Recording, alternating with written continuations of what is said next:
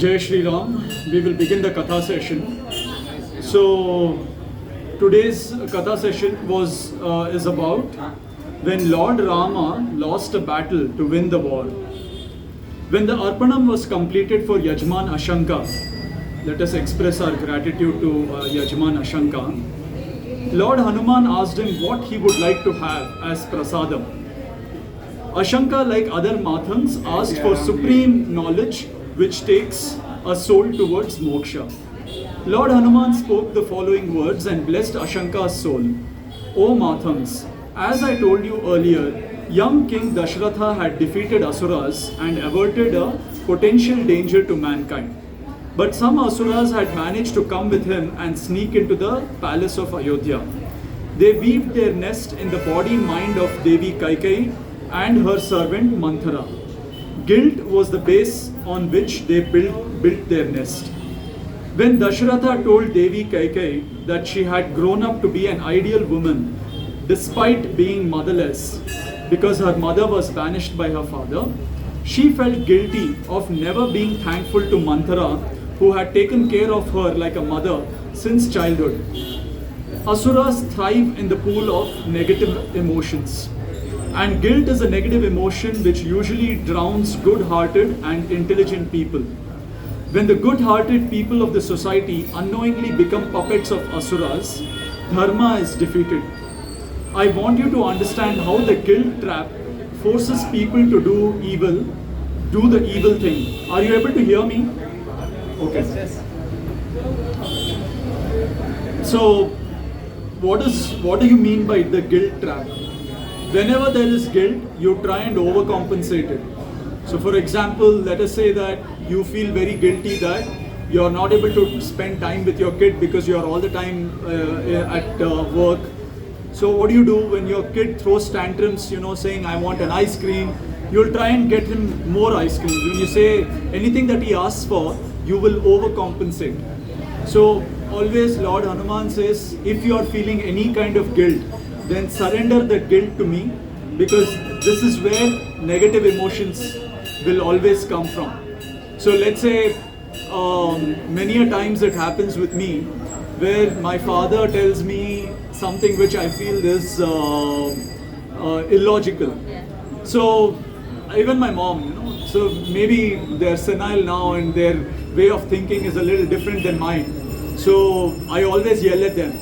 Now after yelling at them, I always feel a little guilty, saying, oh, why did I overreact? So because I know I have overreacted, I will probably go and overcompensate, right? By maybe giving heed to their whatever they suggested and stuff like that. So I have to keep a conscious awareness of my own actions and my own behavior, keeping in check within myself, am I overcompensating for my guilt? So in this case, what happens is, in the last Katha session, we learnt about how Devi Kaikeyi rescued Dashratha, and he comes back, and actually Devi Kaikeyi was nowhere in the picture. You heard the story, right, from last week, where, come and sit. So Devi Kaikeyi says, he comes back, there is a girl who comes to serve Dashratha, and he is reminded of Devi Kaikeyi, and he suddenly remembers that, oh my God, I have completely forgotten who I was as a king. He goes and he kills that Timidhwaja, comes back to the palace and says, I never appreciated you enough. So ask 3 boons. There was no need to have said that. All he could have said is, this is what happened and I really appreciate you. That's it. But he says, I can't appreciate you enough, ask 3 boons. So then she says, Kaikeyi goes back to Manthara and says that, what happens? Devi Kaikeyi goes to Manthara and says that for the first time, I feel that I haven't appreciated you enough for raising me like a daughter, and Manthara also had evil designs. So all of that falls into the way in which guilt can overtake us. So the reason why we are even here to read Ram Katha and Ram Leela as explained by Lord Hanuman, not the way in which we have understood, which is more like a mythological, incredible stories.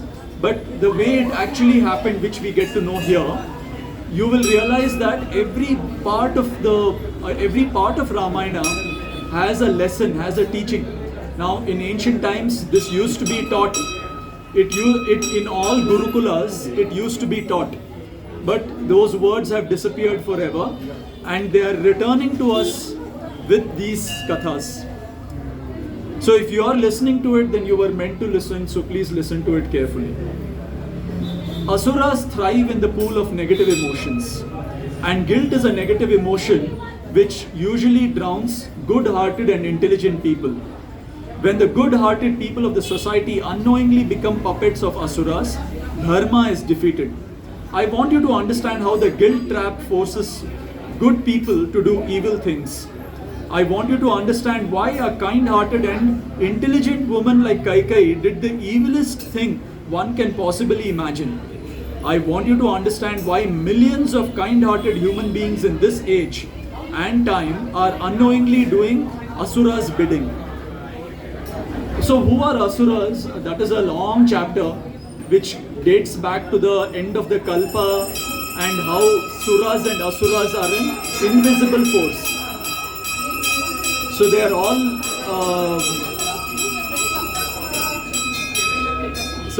Suras and Asuras are invisible, and they are the ones who hijack our body and mind and make us experience all those emotions.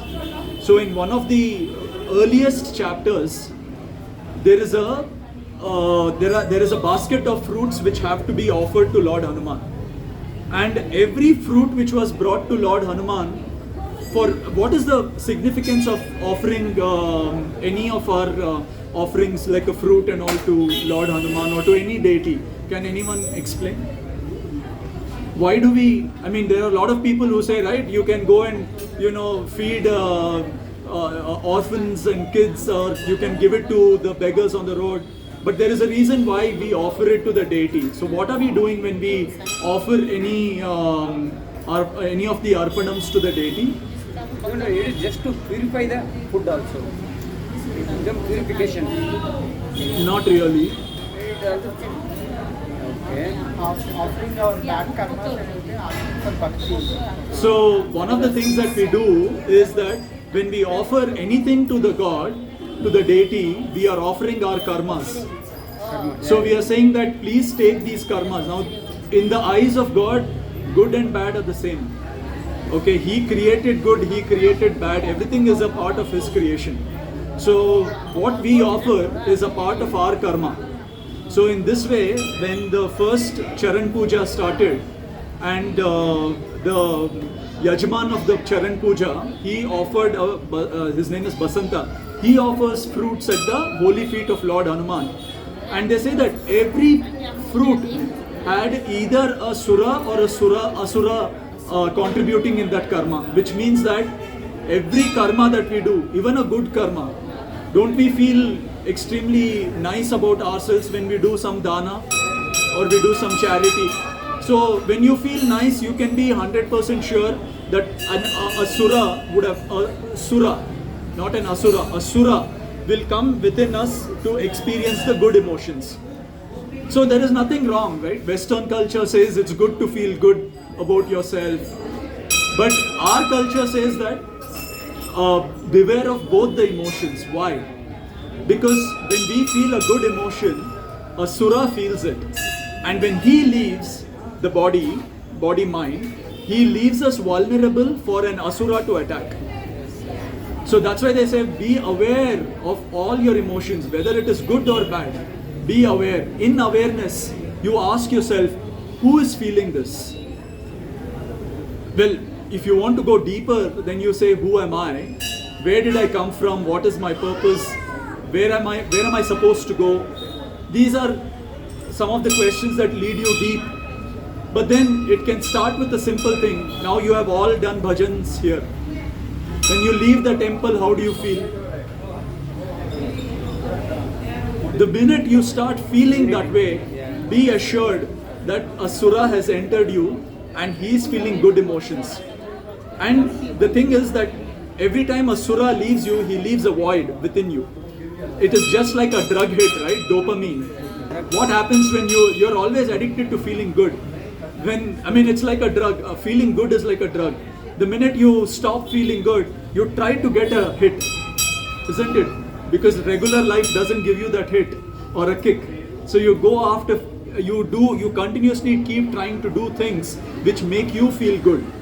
And in the process, you invite Asuras or the negative energies to come within us and do their bidding.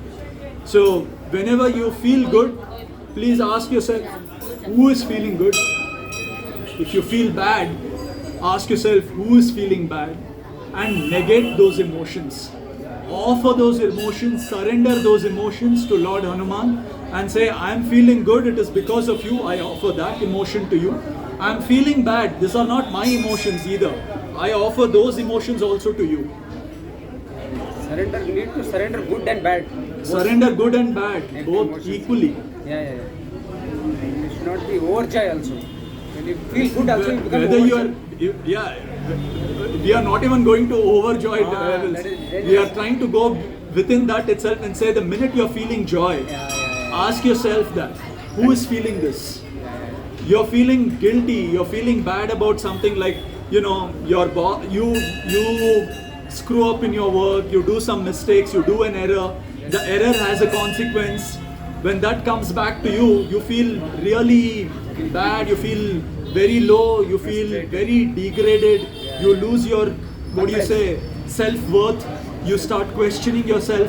Do not go into that. It's very difficult to come out of it, but do not go into it. Every time whenever it hits me, I keep asking myself, who is feeling this? Anil is feeling this. Who is Anil? Mistakes Who am I? You go back to that and say, who am I? Who am I? Am I these emotions? Am I this character? Am I this body? Am I these feelings? Am I those thoughts?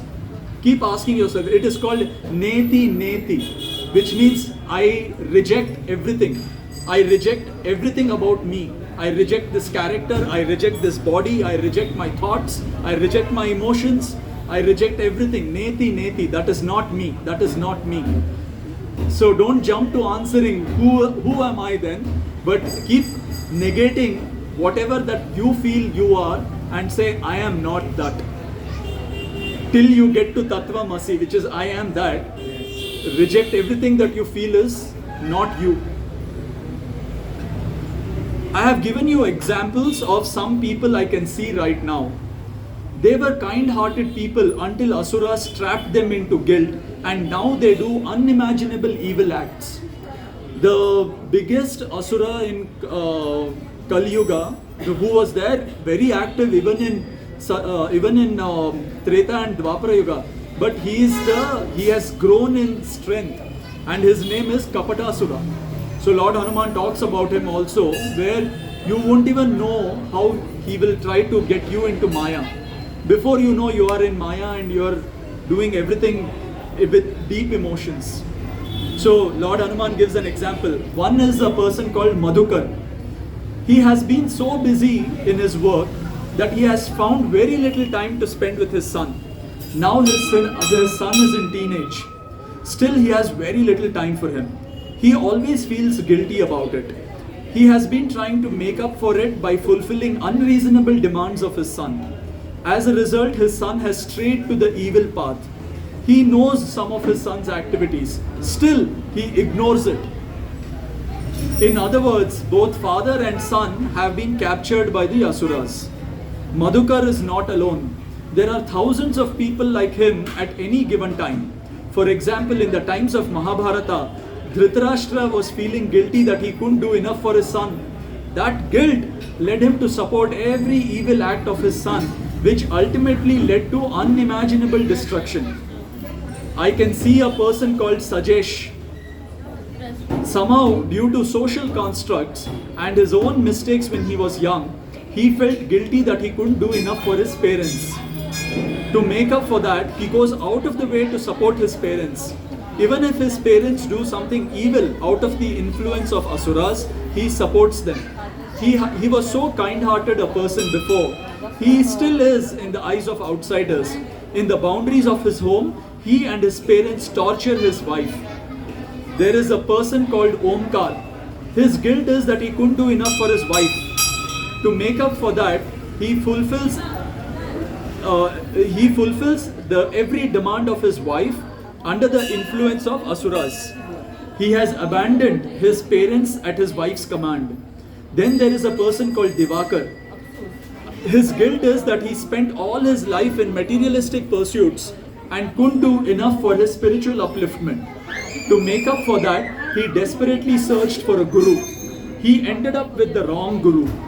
He is now doing evil acts at the command of his guru, who is influenced by Asuras again. This way, I can see thousands of kind-hearted people of a community who are doing Asuras' bidding. Although they think that they are doing good for the society, these people have been made to feel guilty for the oppression of another community. So they are going out of the way to appease the oppressed community. They have renounced their own community and they ridicule their own ancestors out of guilt. They even support the evil acts of the oppressed community. So, one of the things that is happening in the world is when a community feels persecuted. Do you know what does that mean? Feels persecuted means that a community starts feeling that they have been oppressed, suppressed from their ancestors' time. You see the blacks in America, right? They were oppressed, but then there have been equal opportunities given for them now, but they still want to live like that, right? And I'm openly saying, you see the Muslims, wherever they go, whichever part of the world, they will never be able to assimilate with the mainstream society because they feel persecuted, they feel oppressed. And so they say that, we have to fight against the mainstream society. The way in which they act is in order to show their dominance. For example, doing jihad doing namaz on the road, right? These are all acts of dominance, which is coming from a fact that if we do not hold on to our identity, the world is going to take that away from us. Then there are lots of Hindus that I see who feel that, we have oppressed the Christians and the Muslims, and they are going out of their way to actually apologize and try to, and they are overlooking everything evil that they are doing right now. So in all these ways, if you see, guilt plays the number one role in bringing a person down in doing asuras or evil deeds. Any doubts so far? All clear? You can all you have to do is open your eyes and check for behavior of the people in the world out there, and also the most important thing is to hold the mirror to ourselves, right? Because one enlightened person makes a huge difference to the rest of the society community, because that person, he understands his purpose, and his sense of purpose is so strong that 100,000, 10,000, million people start joining him in that. So let us go to the story again. Any action done out of guilt cannot be the action of a free soul. It is an action of an asura, and actions of asuras don't solve problems, but they create conflicts. Devi Kaikai was in the guilt that she hadn't been grateful to Manthara, who had taken care of her since childhood. She tried to make up for that and ended up supporting evil intentions of Manthara. Whenever you feel guilt of any kind, you should be reminded of Manthara and Kaikai. You should wash your hands off your guilt immediately. If you haven't been kind to a person in the past, start being kind from this moment, but do not try to make up for the past. Very clear, right? If you have not been kind to someone, you feel that guilt, right? So be kind to him from this moment on, but do not be kind thinking, oh my God, I was unkind to him then, so you will end up in overcompensating. If you feel guilty that your community hasn't been kind to another community, start being kind to them from now on. But don't try to make up for what couldn't be done in the past. Efforts to make up for the past is an indication that you are guilt-ridden. And where is this guilt? This is an Asura. Prolonged guilt can lead to Asuras capturing not only your body and mind, but also your intellect and samskara. There is a category of Asuras called Kapatasuras. The Asuras who had barged in the palace of Ayodhya and in the mind of Kaikeyi and Manthara were of this category. They create conflicts by blinding you about other perspectives.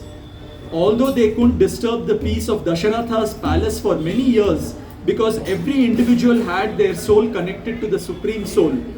Devi Kaushalya was the conqueror of time, while Dasharatha was the conqueror of space.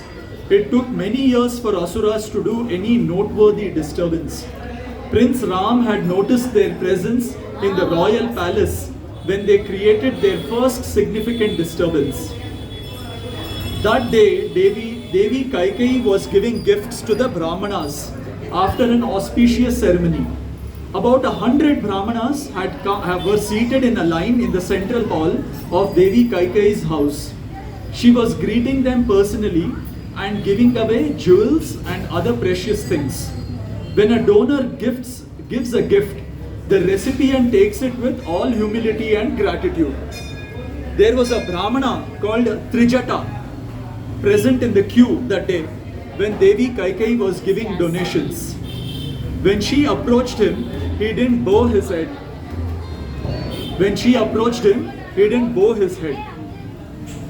He stretched out one hand to receive the gift, while the other hand remained inside a woolen cloth draped around his body. It flushed Devi Kaikeyi with anger. She stared at him angrily and moved on to the next recipient without giving him anything. He found it very insulting. He walked out of the palace as though he had received the gift and nothing insulting had taken place. Nobody in the hall noticed it except Prince Rama, who followed him as he left the ceremony venue. Trijata came to the exit door and started searching for his footwear that he had left along with the footwear of about 100 other Brahmanas. Lord Hanuman noticed that he was not able to bow his head to even look at his footwear. Apparently, his neck was stiff due to some sprain. And it wasn't because of arrogance that he held his hand close to his body. Actually, his hand was injured as well. Lord Rama didn't say anything to him and returned to the ceremony hall. Trijata felt so insulted that day that he vowed never to take gifts from anyone. He started earning his daily bread by doing the laborer's job of digging soil. In the entire city of Ayodhya, he became famous as the Brahmana who carried a shovel on his shoulder. Nobody knew why he had vowed to never take gifts. Usually in those days, that's how a Brahmana lives, saying Bhavatu Bhiksham Dehi. And people give whatever in fact, when they go to anybody's house, before they cook or whatever they have cooked, they give it to the Brahmanas who come for alms. Why did Devi Kaikeyi take offense at the body language of Trijata? Why did she judge him so quickly? Why couldn't she see things from Trijata's perspective? Why didn't she understand that there might be some reason behind Trijata's seemingly rude body language? Because her mind was infested with Asuras of the Kapatasura category. As I said, they blind you of other perspectives. They blind you so that you can't see things from others' point of view. And it leads to conflict, anger, revenge, and all other negativities. Kapatasuras seem very harmless, but they lead to massive damages in one's life.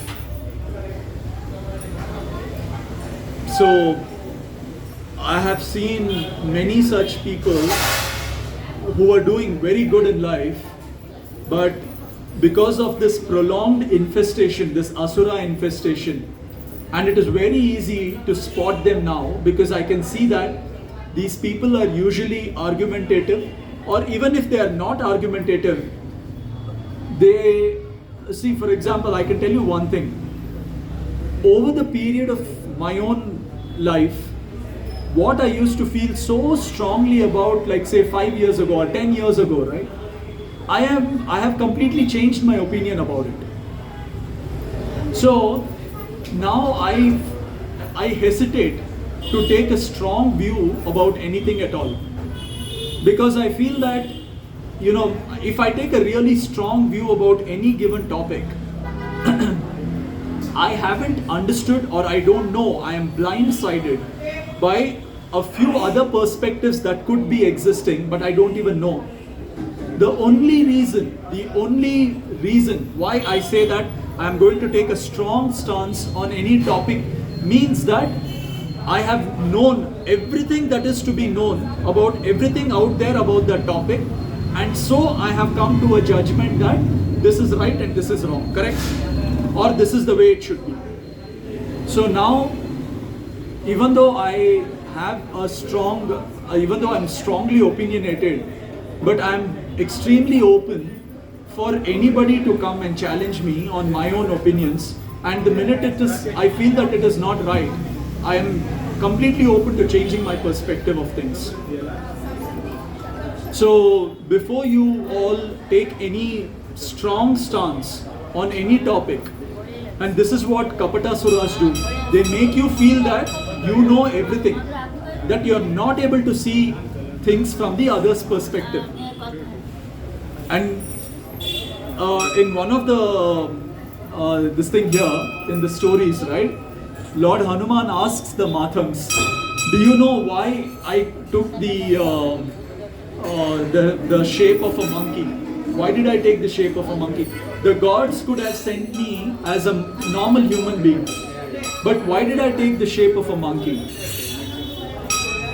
Do you know why? The reason is because he says that as Kali Yuga comes, human beings will become so strongly opinionated that they will not be able to move out of their own shackles of their own minds. So to me, to be taking the avatar of a monkey means that there are many other truths out there. There are many times we say, right, that the human birth is the most supreme birth as compared to animals. So the reason Hanumanji says that I took birth as a monkey is to show to everybody that is not true. That there are many other perspectives which are out there. So do not be strongly opinionated, do not be argumentative. If you feel that there is a different opinion or a differing opinion to what you hold currently, be open to listening to them with an open mind and move on. Yes. Yours is not to argue with them. Just nothing is final. Yeah. What is it? The reality is everything. It may changes every time. So another thing that they say is that, see, the way in which we look at things could be very different from the way other animals look at things. Yeah. Correct? And one of the leelas, these are all Hanumanji's leelas. To a monkey, the sun is a fruit. Yes. In this very topic, one of the stories, Lord Hanumanji, he explains that he calls a monkey and he says, what is that? And he says, and to all monkeys apparently, all monkeys, primates, cheetah, chimpanzee, gorillas, orangutans, to all of them, the sun appears like a fruit. And they say that it is the fruit hanging from the sky. And then he bows to Lord Hanuman and he says, and our Lord was the one who ate that fruit. And the other human beings say there, I think the other Mathangs, they say, no, that is not true, he didn't eat it. So the monkey holds his head and he starts beating his head and says, why are humans like this? So what it goes to show is that there are different realities out there.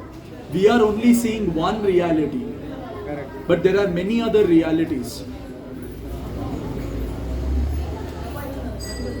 Alright, so You don't even feel their presence when they enter in your mind, so they can ignite a major conflict and relish the cruel spectacle that ensues.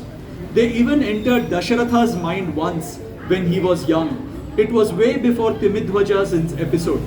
He hadn't mastered the 10 Indriyas then. He hadn't become powerful. That was the time when he was learning the Shabda Bhedi, the technique of shooting an arrow. He was learning to shoot targets in low and no visibility. This technique helps a warrior when enemies try to take cover behind fog or smoke and try to mislead by using fake sounds around them. Young Dashratha used to go to the jungle to listen to different voices and to practice the Shabda Bhedi technique. Once he saw an elephant eating watermelons. The sound of the breaking of the watermelon in an elephant's mouth was very interesting. Dashratha noticed it and memorized it. After 3 days, he was again in the jungle practicing Shabda Bhedi technique. It was a very chilly winter morning. You know where this is going. You know where this is going, right? You know which story this is. This is Shravan Kumar. Yeah. Shravan Kumar. He visualized then after 3 days, he was again in a jungle practicing Shabda Bhedi technique. It was a very chilly winter morning. The fog was so dense that nothing was visible beyond a hand's distance. Young Dasharatha heard a voice. His mind immediately recognized it as a sound of elephant eating watermelons. He sat down and thought of shooting the arrow along the ground towards the source of the sound. He visualized that the elephant stood some 200 meters away from him with its face towards him. He calculated that if he shot an arrow along the ground, it would pierce through a couple of watermelons on the ground and pass between the legs of the elephant. Wow. It seemed like a perfect setup for practicing how good he was at detecting the location of the source of the sound. He shot the arrow and it pierced not some watermelons but the heart of a hermit boy. The sound he had heard was not that of a watermelon breaking in the mouth of an elephant. It was the sound of an empty pitcher being submerged in a lake. The hermit boy had come to the lake to carry water for his old parents. How did this happen? Dasharatha, who was practicing detecting complex sounds, couldn't detect a common sound. How did it happen? Asuras. Asuras, my dear Mathangs, Asura. An Asura of the Kapatasura category had taken over his mind and blinded him of all other perspectives about that sound. He could have also thought that this seems like somebody who's trying to fill water. But why didn't he think like that? Because the Asura had blinded him to all those that perspective. The thought of the elephant and watermelons was so powerful that he didn't think that it could be the simple sound of a man filling water from a lake. The hermit boy died on the spot. Guilt-ridden, Dasharatha went to his parents and told them what had happened. His parents were knowledgeable hermits. They forgave him and said, "O king, we have forgiven you, but you must forgive yourself as well. The tragedy has already struck us." So imagine Shravan Kumar's, what is the regular story that tells us? In regular Ramayana, they say that you will also die of this thing. They may put a shrap, they curse him, right? Shravan Kumar's parents curse him and say you will also die in the craving of a son, of a grown-up son. But actually that never happened. Look at what they say. He says, "We have forgiven you, but you must forgive yourself too. The tragedy has already struck us. The accident has already happened. If this guilt settles in your mind, Asuras will make your mind their home. They will cause more tragedies in your life. This act was not committed by your soul. It was an Asura who did this through you. And once Asuras accomplish something through a body-mind, they linger around it and wait for more opportunities to do evil. Therefore, O king, go home guilt-free." But Very powerful. it doesn't happen, but he was still feeling the guilty. And after this unfortunate incident, Dasharatha concentrated his energies towards attaining spiritual siddhis. He became as powerful as Indra. Asuras didn't get any further opportunity to do evil through his body and mind. That is why he is Dasharatha, the Ratha of Indriyas. दस इंद्रियों को नियंत्रण में रखने वाला Dasharath. He became that day was, however, different. That unfortunate day when Lord Rama was banished from the kingdom. That day, the master of Asuras, Shukracharya, had launched a battle against Lord Rama. He played his tricks so cleverly that he defeated Lord Rama and King Dasharatha. Although this was a very small battle and it paved way for victory in the ultimate war, King Dasharatha's kingdom, Koshala, was divided in small administrative units called Janapadas. The administrators of these Janapadas reported directly to King Dasharatha. Apart from Janapadas, there were small kingdoms as well, which were given partial autonomy. The kings of these kingdoms also reported to the Maharaja, which is Dasharatha. All the administrators used to meet in the capital city Ayodhya thrice a year. Please listen to this story. This is from here. It's one of my favorite stories. So what does it say? All administrators used to come to the capital Ayodhya and meet thrice a year. It was one such meeting. After discussing crucial matters, they were all chatting casually. They were very happy that there were no problems in the kingdom. Then suddenly one of the administrators said, "O king, Prince Rama," see, he should have never said this, but he said it. "O king, Prince Rama is even more popular than you among the masses. His kind nature, brave attitude and spotless character has earned him the love of every citizen of our kingdom." The king became very happy to hear this, right? The father in him swelled with pride on hearing the praise of his beloved son. Asura will enter. At this point, I want to remind you that Suras, opposite of Asuras, enter the human mind when it is going through positive emotions. There is nothing harmful in that. It is like you have organized a feast to celebrate something and your relatives have come to take part in your happiness. Suras are like those relatives. They do not harm. Instead, they increase your happiness. Dasharatha was indeed very happy to hear, like your joy turns to overjoyed behavior. That is what it is, right? So Dasharatha was indeed very happy to hear Prince Rama's praise from important people of his kingdom, and Suras relished that happiness through his body mind. Another administrator put forward another idea. He said, "O king, why not you hand over the responsibilities of the kingdom to Raghava Rama? Kingdom will prosper even more under his rule."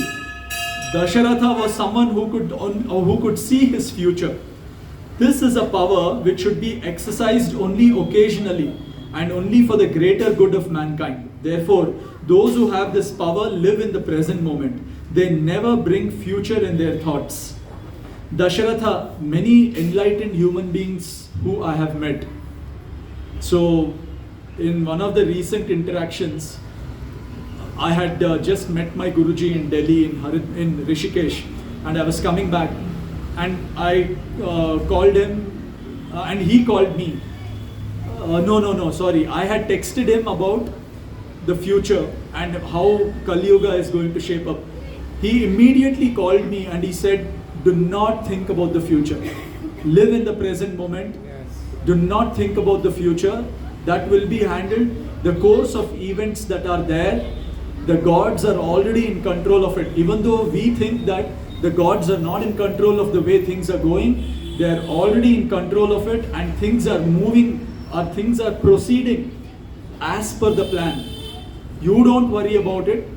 You don't worry about the future. इससे तुम्हारी ये बेकार की चीजों में अपनी ऊर्जा गवाओ मत." This is what he said.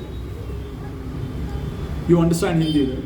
Yeah. In these Don't waste your precious energies, mental energies. Urja is light, but urja is also energy. That light energy that you have, the positive energy, preserve it. Do not channel it towards unnecessary thinking, is what he said. Unnecessary argument or discussion. No, in thinking about the future, not argument, future, but okay. that is also true. But even this, Future, about future and Yeah. past. Correct. Dasharatha had not thought of handing over his responsibilities. When this thought entered his mind bathed in ecstasy. What can be more pleasing for a human being to see their children carry forward their legacy? Suras enjoyed the ecstasy. When Suras capture your mind, you become susceptible to Asuras as well, because you lose control over your body mind. Remember what I just told you in the beginning. When Asura leaves the body and mind, there is a void. It leaves you susceptible for an Asura attack. So if you're feeling very happy, surrender that feeling. Keep asking that, asking yourself, who is feeling this? Who is feeling this? There is a Sura. Today I was playing really well. I think the best knock of my in cricket. With every shot, with every this thing that I was hitting, I kept asking myself, is there a Sura here who's trying to feel good about it? So keep checking within yourself. Trust me. I mean, it was a match that we had. We had never chased anything beyond 130. Akash here is my teammate. He played with me today. We had never chased anything beyond 130, and today we chased 221.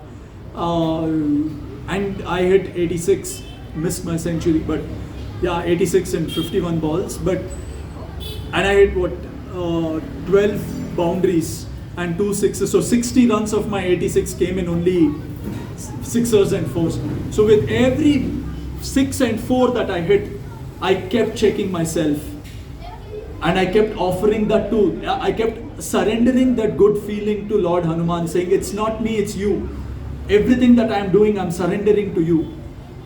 And I kept asking, is there a Sura somewhere lurking in my mind? Because I'm feeling good about it, is there a Sura somewhere?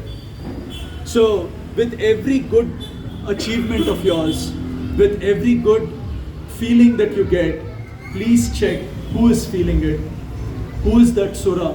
So, what is the best way? Lord Hanuman advises us in this. What is the best way to get rid of Asura and Asura? They say that in awareness, Asura and Asura cannot be in your mind, body mind. In awareness, the minute we feel aware of our feelings, who is feeling this? He has to fly out. In the Hanumandal, there is this is all happening in the Hanumandal. Okay, so the Suras have all come. There is a white wall of Suras, and there is a red roof of Asuras. So they have the special lamp, the Mathans. When they light the lamp, Asura and Asura become visible. To us, they are invisible. So he says, the Asuras. So when Suras capture your mind, you become susceptible to Asuras as well, because you lose control of your body mind. The Asuras of the Kapatasura category captured Dasharatha's mind. As I told you, these Asuras blind you of other perspectives. King Dasharatha imagined himself being free from all responsibilities. He imagined Rama taking over the reins of the Koshala kingdom. He imagined all the citizens celebrating, but he became blind of the fact that his younger sons Bharata and Shatrughna were not in Ayodhya at that time. They had gone to their mother's Kaikeyi's maternal home. He addressed the meeting and said, "This is a great idea. Why didn't I think of that earlier? I am tired and old. I should hand over my responsibilities to Rama. He is certainly qualified to take my place." One of the attendees said, "O king, we administrators have come from far off places. Our next meeting is only after 4 months. It is not wise to waste 4 more months. Now that we are present here, why not Rama be crowned tomorrow itself?" Dasharatha agreed with his idea. He said even now he didn't get any thought about Bharata and Shatrughna's absence.